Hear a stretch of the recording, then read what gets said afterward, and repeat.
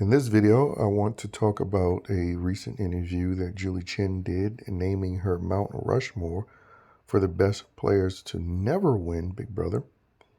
And I also want to highlight a few house guests who have the potential of being influencers, or at the very least, wannabe influencers. That being Kelly, Keanu, Will, Isaiah, Morgan, and Ava. And parts of me thinks Jimmy as well. But first things first, Chen listed her best players to never win, and she named one person twice, which was Paul. Then she named Danielle, and she also named Janelle. Now, all of those people that she named, I would say the worst person to name is Janelle, because she's not a player. Janelle was more of a personality. She'd be willing to, talk trash and be very competitive. I mean, listing her as one of the better competitors to never win, that would be more accurate. But when it came to gameplay strategy, she was sloppy and reckless, and quite frankly, didn't have any. And I'm going to be honest, when it comes to Danielle, I think she's overrated when it comes to this, because I always feel she made the dumbest move by never getting rid of Lisa, who was clearly well liked in the house. I mean, she literally had a girl best friend in the house and a boyfriend and her friend's boyfriend as a part of the jury. And she just, again, was one of the better, if not best, social people in the house, social players. And when they had the opportunity to keep Amy instead, and she could have brought Amy to Final Two, which I think she would have had a better chance in beating. Quite frankly, it would have been a greater upset if they despised Danielle so much that they voted Amy to win instead of her. But to me, Danielle getting beat by Lisa, yeah, that was a valid loss. I don't think she was robbed at all. I 100% believe that Lisa deserved the win because she played that social game. And then she was willing to be a little cutthroat, due to, a little bit of mentoring by Danielle and cutting her showmans when she had the opportunity to vote him in. And quite frankly, you can argue that she ultimately ended up playing the player by getting Danielle to, stupidly bring her along when she was clearly sort of like the it girl, the popular girl in the house.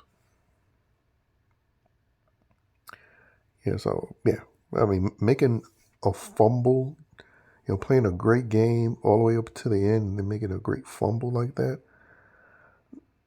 No, that's not a best player. It's sort of like almost like Kaser's reputation. He has this persona of being so good, but he always goes pre-jury.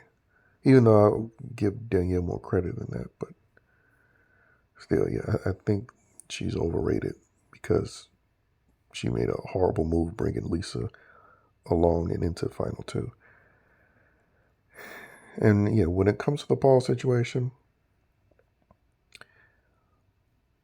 him not owning the game to me was a horrible play.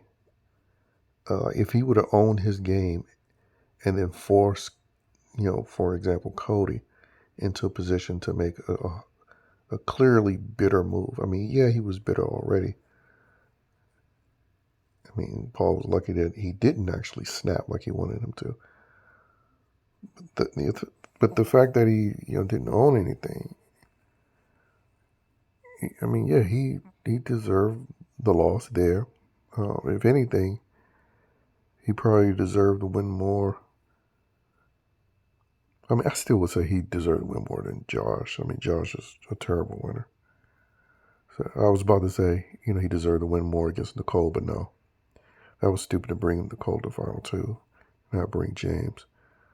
But yeah, the fact that she named him twice, though, a real cop out because she had one more person to name, but instead she just named Paul twice. So that was weak. Anyway, that's all I have to say about that. Lastly, I want to touch on Kelly, Keanu, Will, Isaiah, Morgan, and Ava. Because, I decided to look up some of their social medias, and Kelly specifically, I discovered that apparently she went viral a year ago on TikTok because she was showing bad weather or something where she lives. I think South Dakota, first person, I believe, from South Dakota to be announced. So yeah, she's clearly in there for some social clout for her social media. And then you have Will, who's a podcaster, and we can't deny the fact that even though I think this is a stupid assumption, knowing the Big Brother fan base, but I guess he believes he could garner some extra support for his podcasting career if he does Big Brother. But again, I don't think Big Brother is the audience that will follow him into podcasting about sports. And then I looked up Ava, and she's making the rounds highlighting about how she wants the money because she's broke, but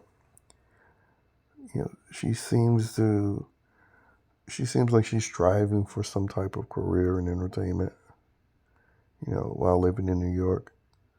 So I view her as again, another potential wannabe influencer. And then you have Jimmy, who I just found out that yes, he is a triplet, but one of them is a female, the other is male. So there's no potential of 3 of him being in there, but he could have his brother be a part of the twist. He could be a part of the twist, which would make him sort of a plant type character. When these flaming type dudes, they always just sort of like to perform. So maybe what I'm assuming is an attempt to be a social media influencer is just him being a overt gay dude that's just always trying to perform and seek attention, and is not necessarily specific to a wannabe influencer thing. That's why I say I partially think of that about him. Now, if he plays this villain role that he's promising, then he could actually be interesting. But anyway, Isaiah Zah, the Tucker 2.0 character, he seems to he seems to have his influencer desire, Instagram and on TikTok. His TikTok account was banned recently, but he has like a fitness thing, a fitness account. So clearly the fitness account is signaling, the wannabe influencer. And then same thing with Keanu. He sort of have a fitness influencer account. And so I think it's safe to say he's trying to get for, he's going for some more following for himself. Yeah, but who knows? The way some of the fan base is going after him, they're gonna try to brand him a Klansman like they did Cal, which, funny enough, he's currently in Utah, I believe, like Cal is or was. I don't know if he's still there, but the Utahns are not having a good track record. Well, the male ones, because Angela, she did pretty well, even though they try to label her the same. Morgan, she has a Twitch, a gamer Twitch chick.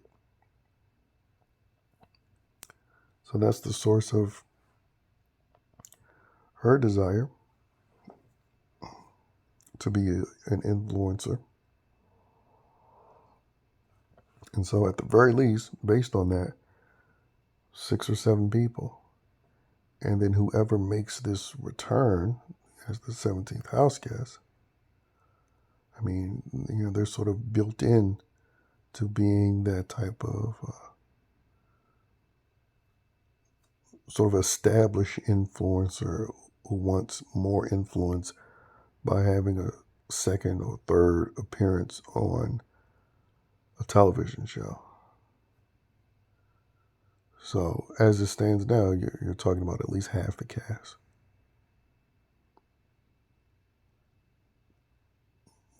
So, I mean, business as usual, basically.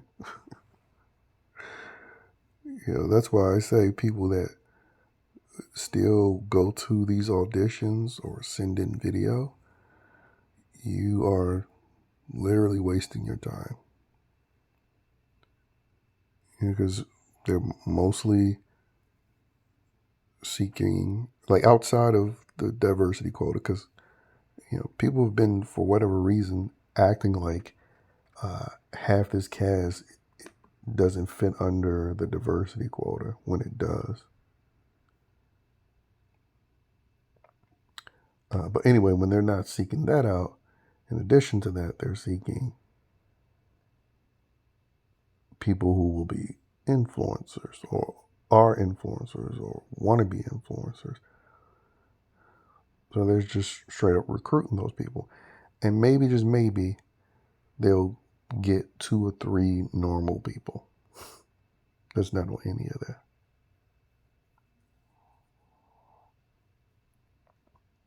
But anyway, as I close, I want to highlight the POCs for people who seem to be unaware.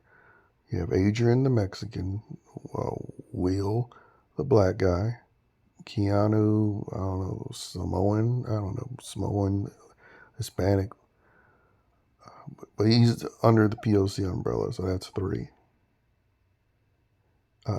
Jimmy, being gay, that counts as diversity quota. That's 4. Then you got Mickey, that's 5. Zach, that's 6. And I forgot Ashley, 7. And if it's not Rachel, then the returning house guest could be another POC, which would make 8, half the cast. So, but right now it's at 7. Damn near half the cast. And then the half that's not, most of them are quote unquote allies, if not all. So, again, it's the same Mo bullshit that we've been getting